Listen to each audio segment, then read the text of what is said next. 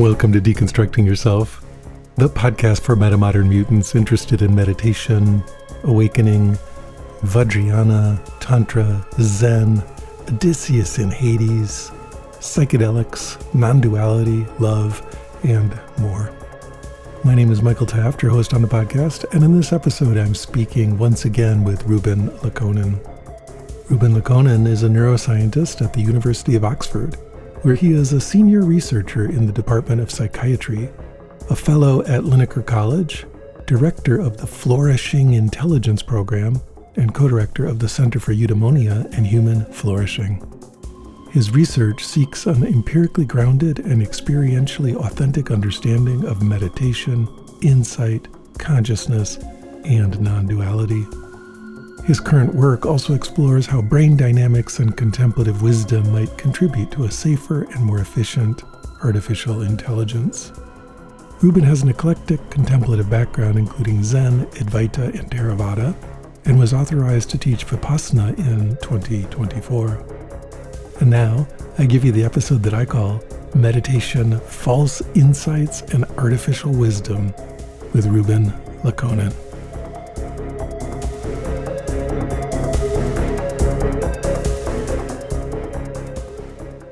Ruben, welcome to the Deconstructing Yourself podcast. So good to be back.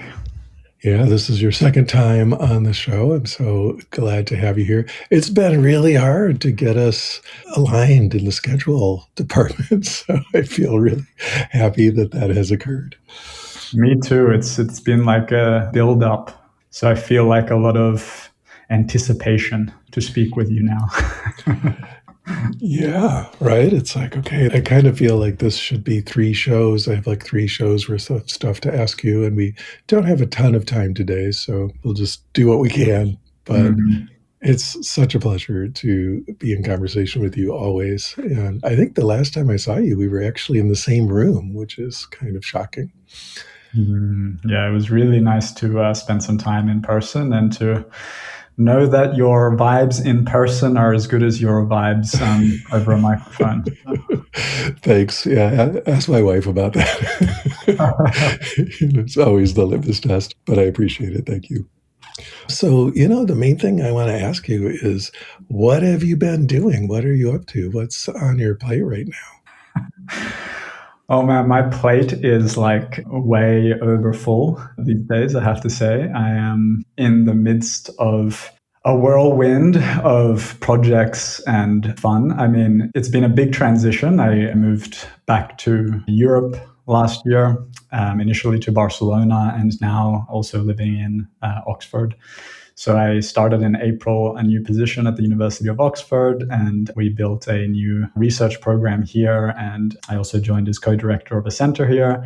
So big changes, big growth in our team and our mission, and trying to still understand all the things that I used to try to understand. What the hell's going on with consciousness? Also very focused on the future of AI, given this incredible inflection point that we're in.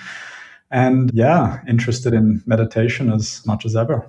Now, last time I heard you on a podcast, you were undergoing some pretty severe health challenges. I hope and trust that's going in a positive direction at this point. Yeah, so that's the other part of the tornado. I had a pretty major surgery at the beginning of this year.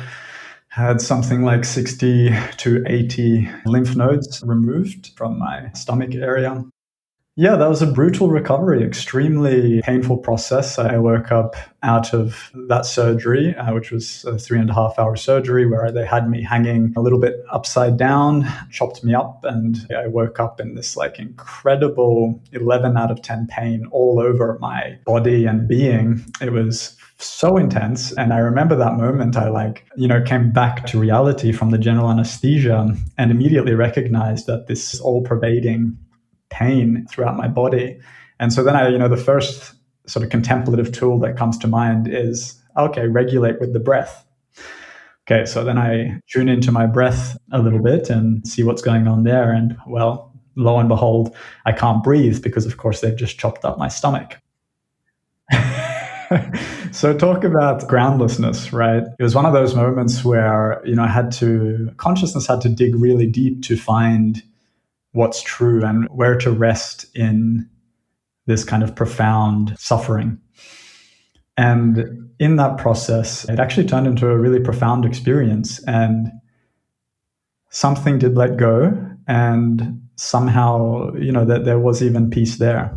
And yeah, I didn't stay like that for the whole 2 months afterwards, but yeah, it was a process. It was a difficult process. I had many weeks of basically just being able to lay on one side of my body, and slowly but surely I got better, and now I'm recovered from the surgery and the prognosis is reasonably good. There's an 80% chance that I won't need further treatment given this surgery. So now we just have to again monitor.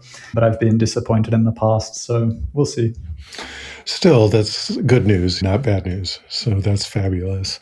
I'm curious, though, in those moments or in that moment, let's say, of really having to dig deep, what did you find that was, let's say, just to use Buddhist language, a refuge? Well, it's certainly no thing. It's not a place. It's not a state. It's not really even an insight. It's some sort of dropping of a preference, let's say. This is just like a random way in that's coming to me right now, but it's almost like somewhere at the core of our being, there is a part of us that has a preference for things being one way or another. Yes. And yeah, and maybe there's a kind of softening of that preference, a kind of letting go. And in doing so, much of that second arrow drops away. And if it's deep enough, as it was kind of necessarily for me in that moment, then, even a lot of the first arrow actually goes away. Yeah, this is certainly the direction that I've learned. I fortunately haven't had to work with it at those levels of pain, but under, let's just say, very extreme discomfort, have noticed that you can kind of relax some kind of internal push and pull, and the sort of opening that follows is exactly as you describe. It's just more spacious, and the sort of awful feelings that are there just kind of seem less awful on some level. I've worked with students, though, particularly one student was in continuous level 11 pain to the point where they had to have a morphine pump implanted in their body and could only exist by basically working, eating, and even sleeping in a lounge chair filled with bags of ice for years, that kind of thing. And it was, I would say, a challenge, and also, is honor the right word, something to work with them and to see that the most basic meditation, the most basic way of working with their mind, which we had to use because that much morphine in your system, very often they're a little befuddled and so on, actually became the refuge, became the lifeline, because it works. And under those conditions, what works is all that matters, right? And they found that to actually could work with their breath to start to get in there, and that it actually became a huge, huge, huge relief to the point where they were able to go off the morphine and stuff. So extremely fascinating what you're saying, and thank you for sharing. You wouldn't want to repeat the experience, I'm sure, but it's beautiful to hear you talk about it. Thank you for sharing that story. Yeah, it's deep stuff. And, the thing I've been thinking about a little bit recently is how important the kind of disenchantment or disillusionment part of our journey is. Because until there's some sort of grand totality to our disillusionment, we're bound to kind of mistake something for the treasure that is not the treasure. And there's something about very difficult circumstances, whether suffering, dissatisfaction, or the kind of pain that you were just describing, that in a way does bring us closer to reality.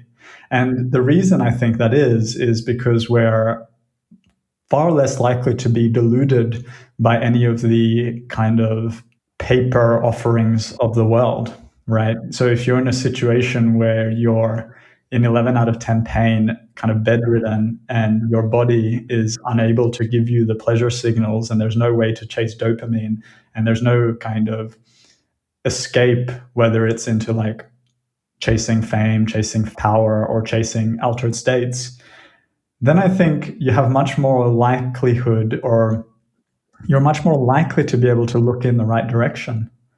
And like a lot of this is knowing where to look. And you only desire to look in the right place once you've kind of turned over all the rocks and found nothing truly satisfying there. That's been my experience anyway. Absolutely. I mean, this is basically discrimination, right? Discrimination in action. It's like you have no need or desire to hold on to something that isn't actually working. And the feedback is very quick. And so it's just like insight or discrimination, be viveka machine. Just we got to go directly to what actually will bring the relief. Exactly. And I mean, just to riff on that a little bit, because of course, doing research on meditation, one of my hopes is that somehow this helps, democratize deeper meditation and deeper understanding of our nature. And, maybe technology can play a role there, maybe AI can play a role there. All of these things are close to my heart as a scientist.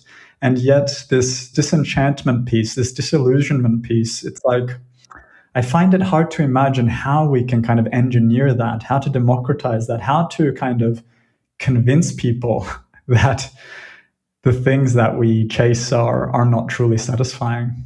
I think I remember Jim Carrey saying, maybe it wasn't Jim Carrey, but someone saying, I wish everybody could achieve fame just so that they could see that it's not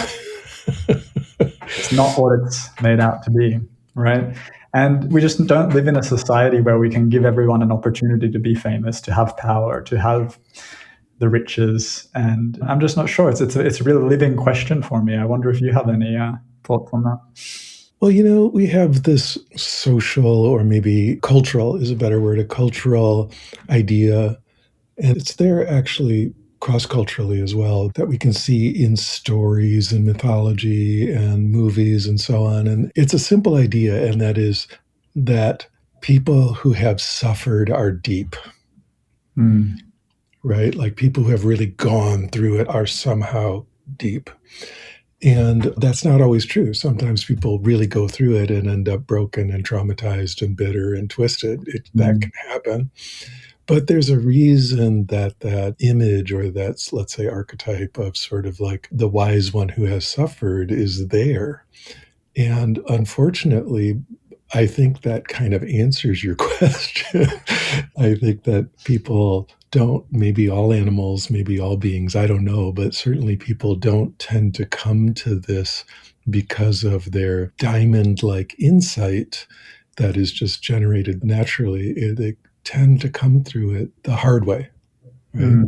Through pain and suffering, and eventually recognition that this isn't going to help, what things really are worth it, right?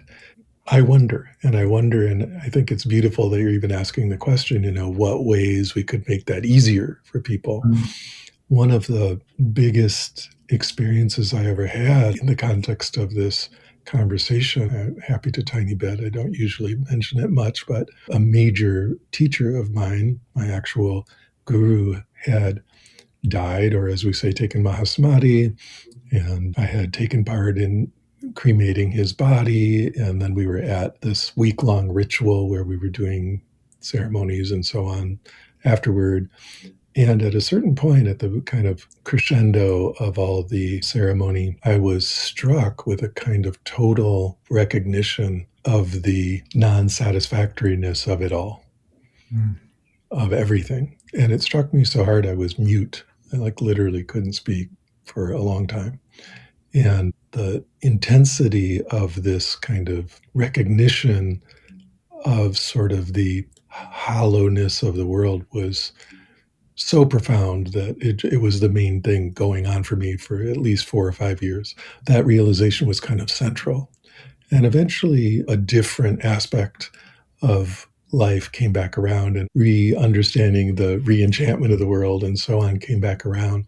But it's really interesting because, and this is why I bring it up, because it was kind of a gift, right? Like sometimes, as opposed to sort of the suffering path, sometimes maybe this insight comes as a kind of a gift where it just gets given to you. I don't know. Does that make any sense? It makes perfect sense. When we look back at suffering, especially if we've come out the other side, it feels like grace. And I just don't see, when I look at my own journey, how any of the meaningful breakthroughs could have happened without immense suffering and dissatisfaction, or at a minimum, disillusionment and disenchantment. So, yeah, I feel very grateful for them. And it feels like, I sometimes say that, practice doesn't really get real until you encounter disenchantment, because until then, in a way, it's just an ego game, right? It's the meditation ego game. And the ego needs to be disappointed over and over and over again. And of course, I think the beauty of meditation is that it's a kind of exposure therapy that inevitably, if done correctly, leads to the disappointment of the ego. And in some way, awakening is the grand disappointment, really. I'm reminded of the Zen master whose name I can't remember, but whose quote I can, which is, "Gain is illusion and loss is enlightenment." In the usual pithy Zen ways, somehow cuts right to the chase. Yeah.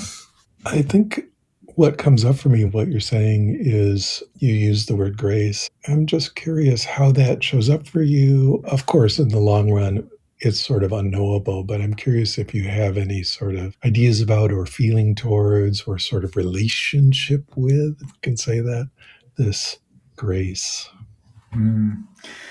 You're asking the scientist very hard questions now. I'm here for it. Yeah, grace is a profound topic, and I don't know if it shows up for me particularly often, but I have a taste for it, and it's clearly some sort of important substrate of the universe that we're kind of phenomenologically pointing to. It's a bit like in the same camp, let's say, of things like synchronicity or profound moments of meaning, and kind of this spontaneous coherence, like things are happening beautifully but completely of their own accord and as part of something larger. And I've been on my Substack writing about this and trying to kind of bend science in such a way that we can maybe begin to wink at some of these deeper things. And one of the ways I think about things like grace and meaning and synchronicity is that we are somehow getting out of our own way and coming into attunement with what we might call larger scales of causality.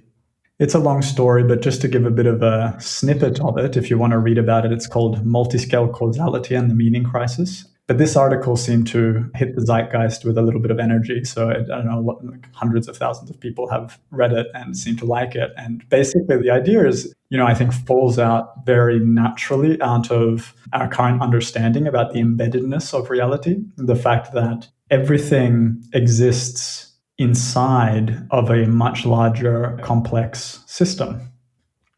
So, of course, you can start all the way from the quantum field and go up to like cells. You can go up to organs. In the brain, you can go from microtubules and proteins to neurons, to networks of neurons, to brain regions, to networks of brain regions, and then whole brain, and then the whole brain and the body together as a coupled system. And then you can go out to, our culture and family and biospheres and galaxies and so forth, right? So there's this embedding of reality. And as part of that embedding, always the smaller parts are totally and utterly dependent on their capacity to cohere with the larger parts. Like a neuron, if removed from the context of the brain, is completely meaningless. Like the meaning of the pattern in the neuron is completely contingent on the patterns around it, as is all of the fuel and nutrients that it receives from the rest of the brain in order to be able to have the energy to keep firing and to know when to fire and how to fire.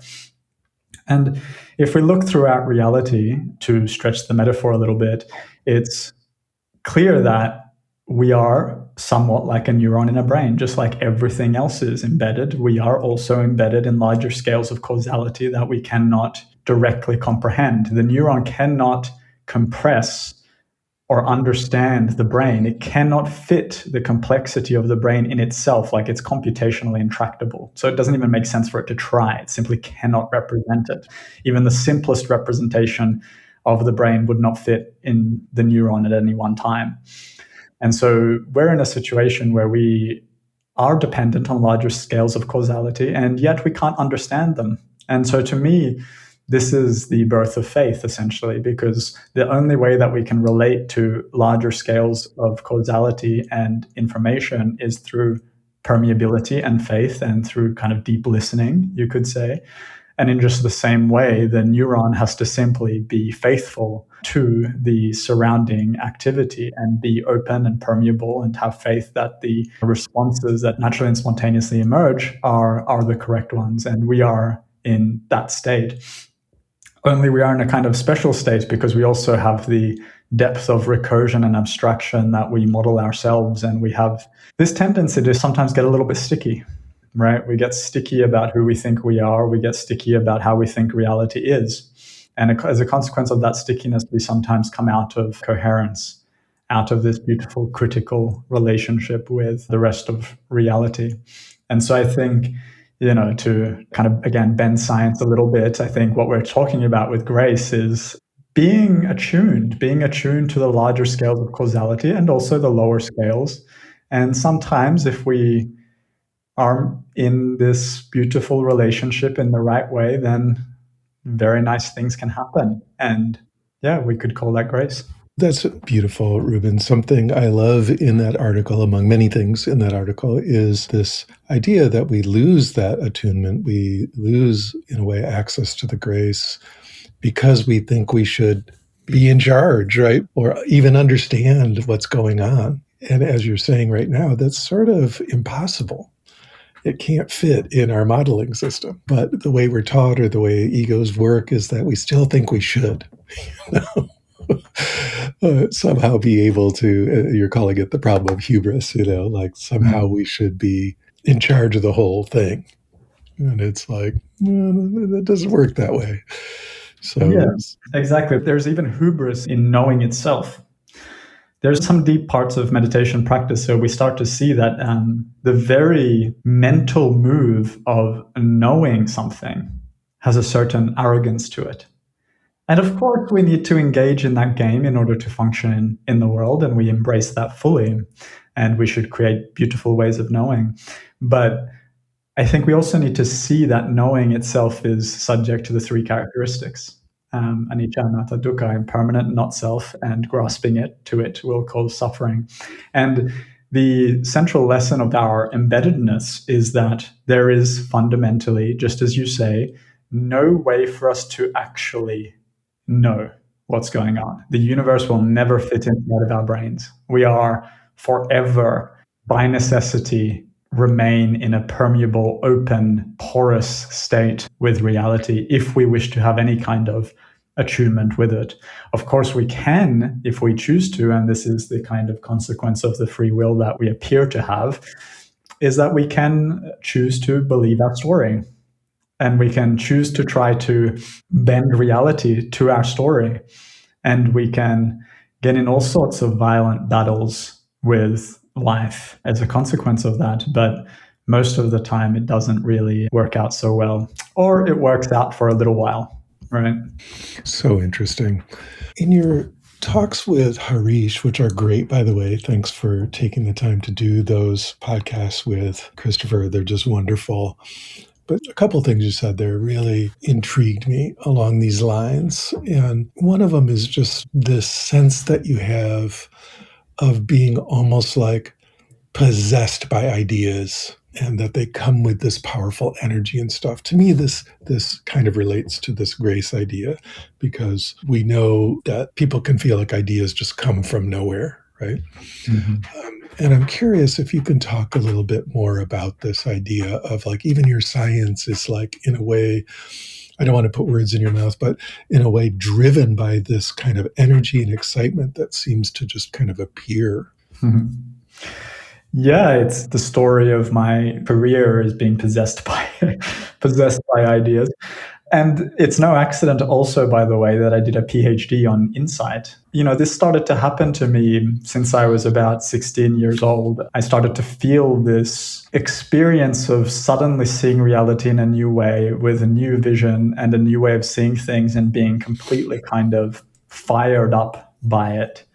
And I can't say that I understand how that works or if I'm unique in that way. I think most of us have these kinds of experiences where we have an inspired idea and maybe I'm particularly naive and choose to run with them or something like that. But there's clearly something going on in the brain where we are able to, through our emotional states, through our kind of affect, tell by the sheer power of our feeling whether an idea is worth pursuing. And I've even done experiments on this, which basically show that the intensity of the feeling that accompanies our insights actually, on average, tracks how accurate the idea is, for example, for solving a concrete engineering problem. So we've done a bunch of experiments on this. But of course, there's like a dark side to it, like everything, that we can also have profoundly powerful insights that turn out to be entirely false. And so insights too are completely empty, and we should kind of remember that.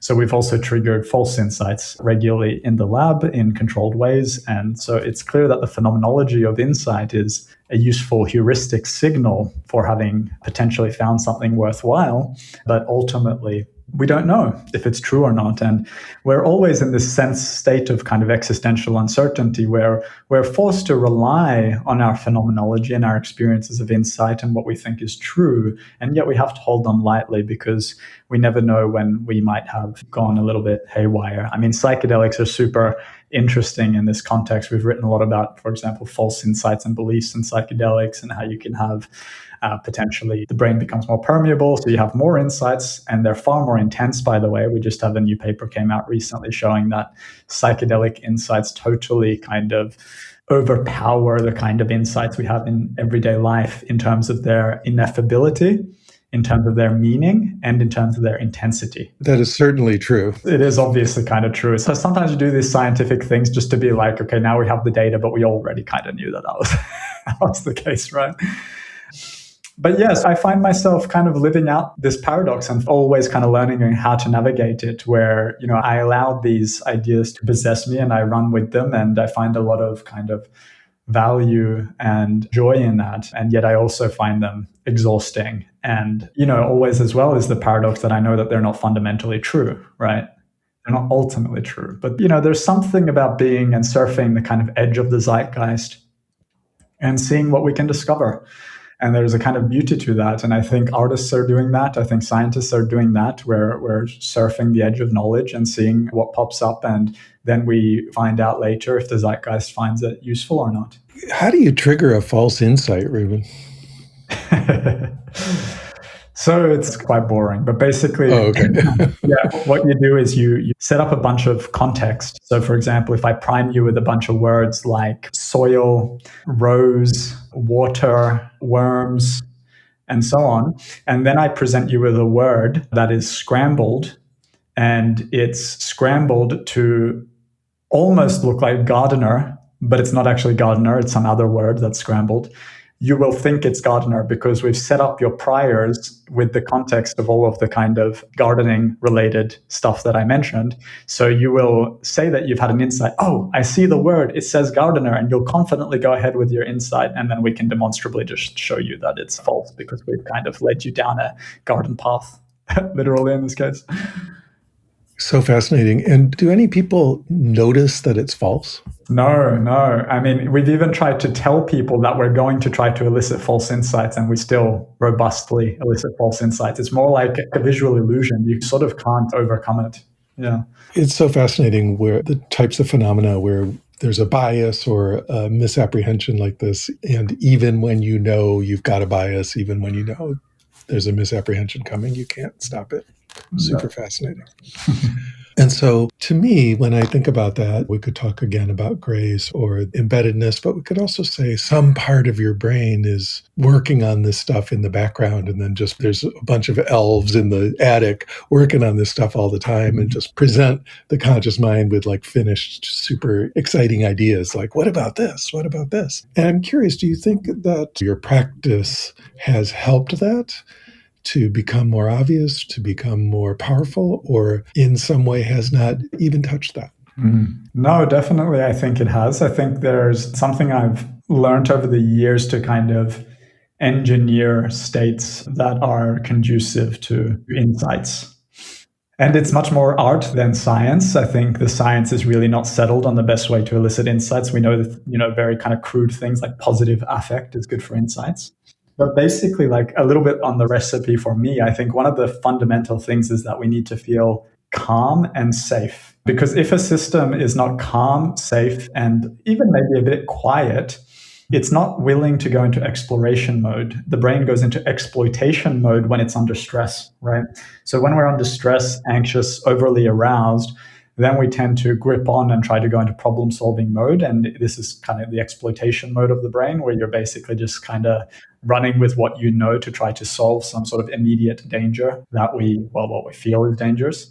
On the other hand, when you're in kind of exploration mode, the system is epistemically open and at ease, but it also needs energy. So this is the kind of balance. So it's this kind of calm energy. Or actually, I wrote about this as well. And I think I played with the idea of kind of like the mastery of mania. Because if you think about like when somebody has like a manic episode, they're like full of passion. It's a super insight episode, even if the insight's all false. Yeah. Exactly. You're like surfing a cascade of insights, right? Like this is what a manic episode is. And so over the years, it's kind of like this mastery of mania where you have enough kind of awareness of the process that you're not losing yourself to it. And you know that none of it's kind of real, but you're at the same time kind of getting into that energetic state where ideas and insights are rapidly flowing. And it's peaceful energy. This is the way I kind of defined it ultimately, is if you want to master mania, it's peaceful energy. If it's mania in its not mastered form, it's more like agitated energy. And the agitation is in the fact that the mind is gripping onto everything that's appearing. Whereas there's something constructive about the capacity to be so generative. Really, that's probably the clearer way to put it, is that you're just simply getting the system in a generative state where things are happening. It's highly generative. Many possibilities are open, and you relate to that with discernment and you play with it. And it's important then also to kind of bring it back down to earth at an appropriate time. I sometimes personally surf it a little bit too long, but Yeah. Do you ever read the book by that professor from the London School of Economics from the 1920s? It's called something like The Art of Thought. What's his name? His last name is Wallace.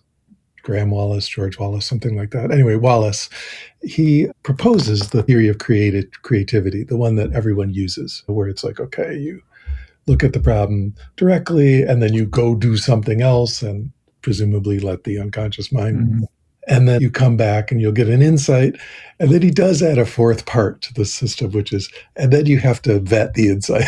So the discernment comes in, even in that original text. Really a great book to check out if you ever get a chance. But in any case, this is all very fascinating. I'm curious if you are willing to share your system for getting yourself into an insight space.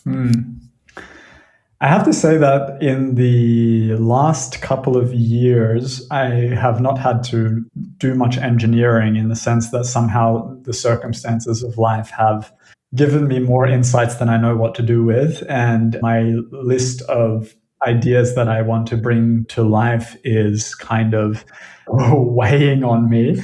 And in fact, I had a recent insight while I was in Chile for a consciousness conference just a couple of weeks ago. And I was like, oh shit, like I'm going to have to, where do I find the time to give this life? Because I feel responsibility to them. I'm like, I have to now do this thing and I have to find the time.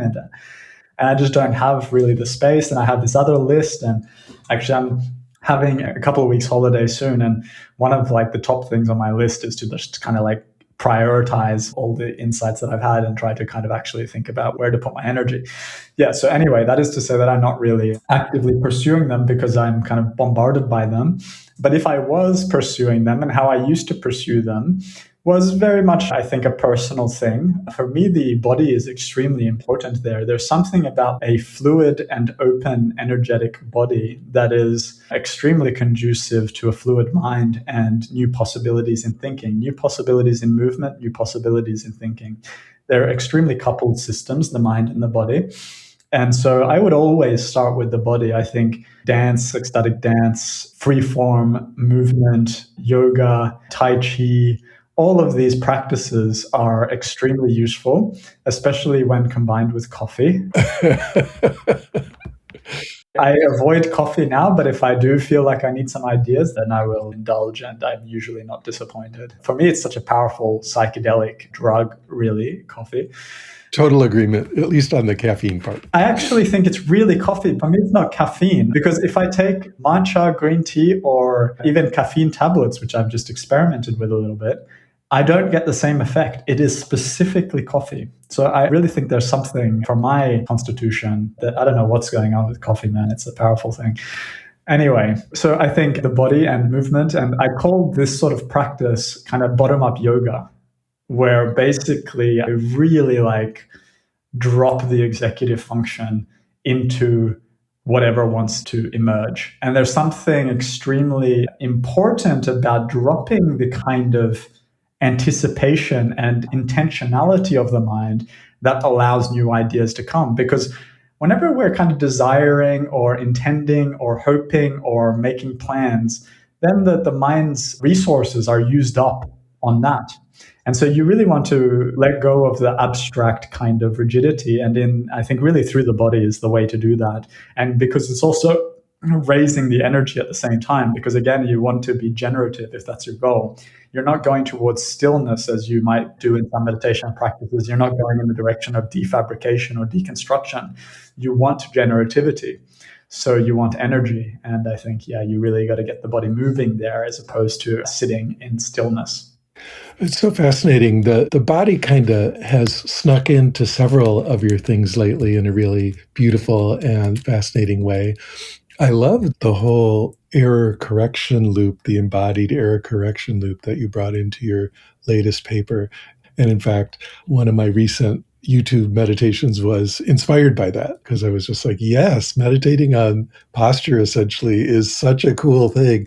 Could you kind of lead us through that a little bit? I thought it was such an interesting little gem that you dropped in there. Oh, beautiful. I'm so glad that this made it into your meditations. I mean, it's so inspiring to me when the science and the practice sort of naturally spill over into one another, because it points to the fact that they are not separate, and they really are not. They both are just our ways of pursuing reality, and our language has got us confused about what's the difference there. Anyway, so this is a new paper I released recently. I've been incubating on this for a long time, but the basic idea there is that meditation increases the functional signal to noise ratio of the brain, and that this accounts for especially the fact of what it means to have a clear mind. Well, a clear mind is a mind that is accurately or appropriately modeling the present moment. And that means that we can better kind of decode external data from the brain when you're in a state of meditation. And we've got a nice experimental study that came out soon after that with Mihir Nath, showing that in fact, as meditation depth increases, the clarity, the signal to noise ratio of the brain signals increases, and that we can, for example, decode sounds from the brain data more easily when you're in a deeper state of meditation, because, well, you've reduced some of the noise, the endogenous kind of ruminations and self-centered thinking, and you've enhanced the capacity of the system to be responsive to present moment perturbations. And so those perturbations kind of flow through the brain in a way that we can see them very clearly. It's a bit like if you drop a rock into a busy lake, with a lot of waves, you're not going to see much reaction. But if you drop it into a still lake, you're going to clearly see the ripples, and the ripples can clearly show you where the rock has fallen, right? And so the same is essentially going on with the brain when it comes to meditation. And so then the question is, what is the role of like the posture, the contemplative posture? And this is where your question kind of comes in.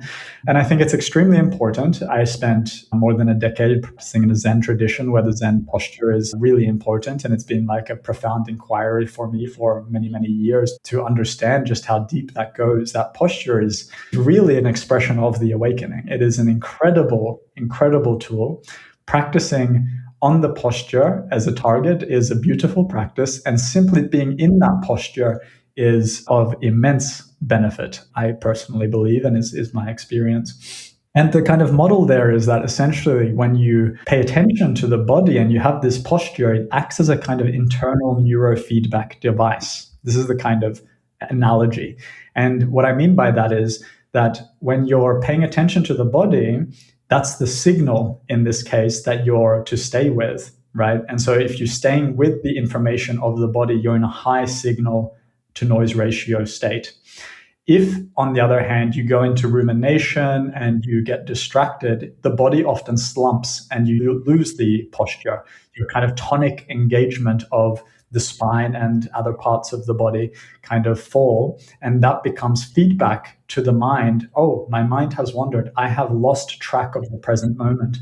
And so the body is this sort of natural error correction feedback loop where as soon as you've lost track of the present moment signal, you get a prediction error because you're expecting your body to be in a particular posture. You've set this expectation that your body is going to be in this particular state, and then it falls out of that state. Well, you get a prediction error and the brain goes, hello, wake up, something's wrong. And then you realize that you're wandering or you're off with the fairies. And then you can come back to improving the clarity of your mind by being attuned to the here and now. It's just so fascinating. Of course, this is, as you mentioned, incredibly traditional, certainly in Zen, where the whole idea of sitting like a Buddha or expressing your Buddha nature is right there in the instruction, right? And I just found it so interesting that you brought that in with the whole idea of the noise and the signal. I'm asking you again, I'm giving you all these questions that are non-scientific, so sorry, but can you do it with anything? Like, for example, what it brought up to me is like, well, what if I set up a mental image, like in a visualization style meditation where you're trying to get samadhi on a generated mental image? Something that's really cool about that kind of meditation is it does give you instant feedback when you get distracted because the image goes away. And so this is just a total theoretical question, but it's like, can you set that up as the signal? Here's this mental picture. That's the signal. Everything else is noise. Do you imagine that would work in a similar way?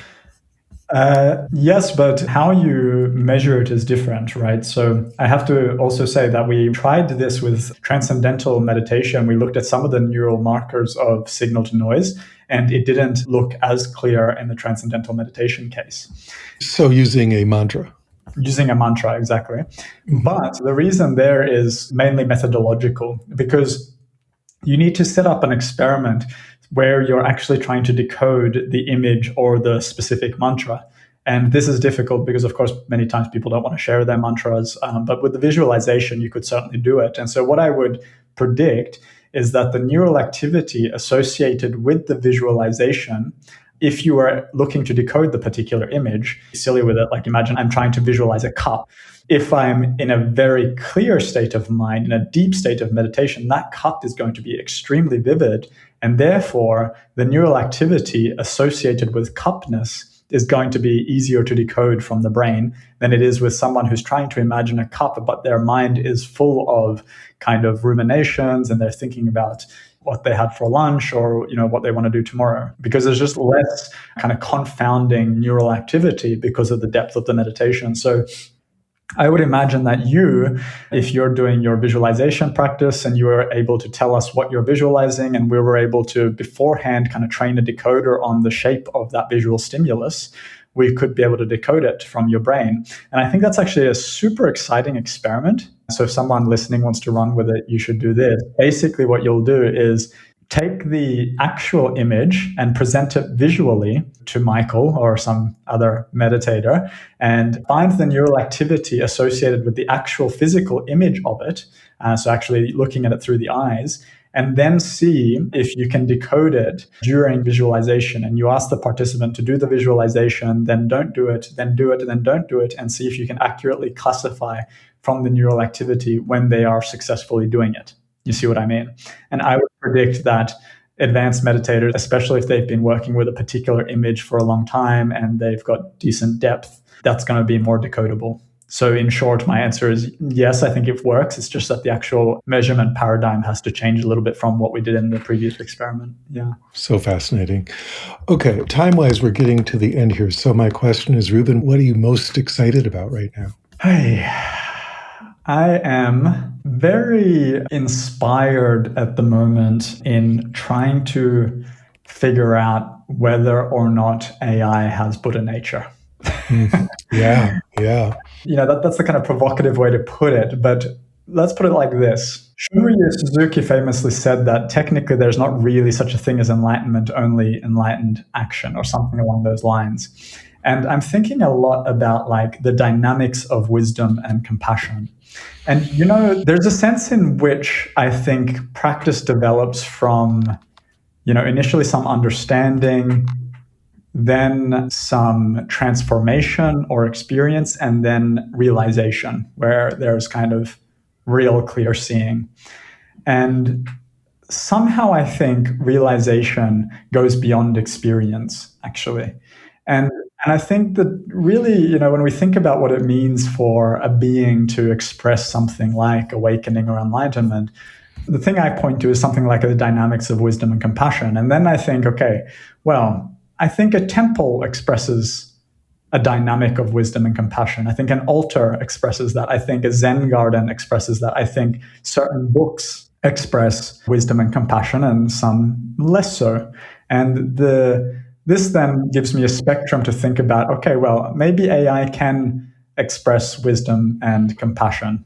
Clearly, it can express less wisdom and compassion, or even something that kind of approaches such a nebulous thing. And so maybe there's a possibility that AI systems, even if they're not conscious, can begin to behave as if they were genuinely wise. And I think that to me is the deep question of our times. And, there is billions of people speaking to AI every month, and they say that we are a combination of the 5 people we spend the most time with. And I think for most people around the planet, one of those 5 people is or will soon be AI.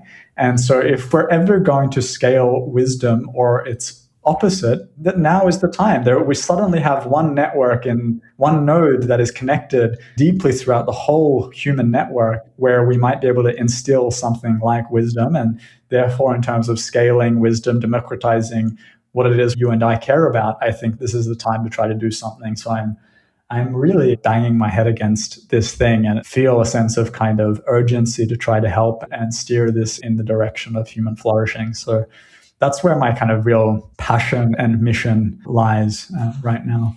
That's amazing, Ruben. I mean, something I've been thinking about a lot has to do with the structure, briefly call it an ego, right? The structure of the sense of self and what that's made of, and the kind of self-referential thoughts and feelings and history and, let's say, body sensations, emotions, social interactivity, intersubjectivity, all that kind of stuff that builds a sense of self and that we see so clearly in meditation as a construction, right? Mm-hmm. And I do spend a fair amount of time working with AIs. And what I notice a lot is they seem to have a different and alien, as you put it in an interview, sense of self, but it is a web of interactive qualities like that, right? They build a web of interactive components like a sense of self.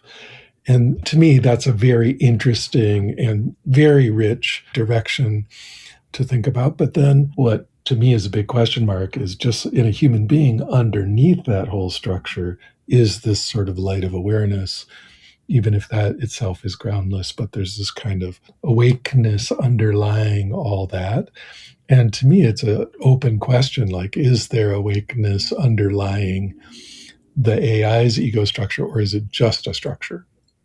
And you have totally circumvented that with the Shunryu Suzuki quote about enlightened action. And it's like, Buddha is as Buddha does, right? That's a super fascinating way to think about it. So I eagerly awaiting what you come up with there. I love it. Stay tuned, and maybe that's good fodder for our next time we chat. Fabulous. Thank you so much for taking the time to talk with me today, Ruben. I really appreciate it, and wishing you all the best. Such a pleasure, Michael. Such a pleasure.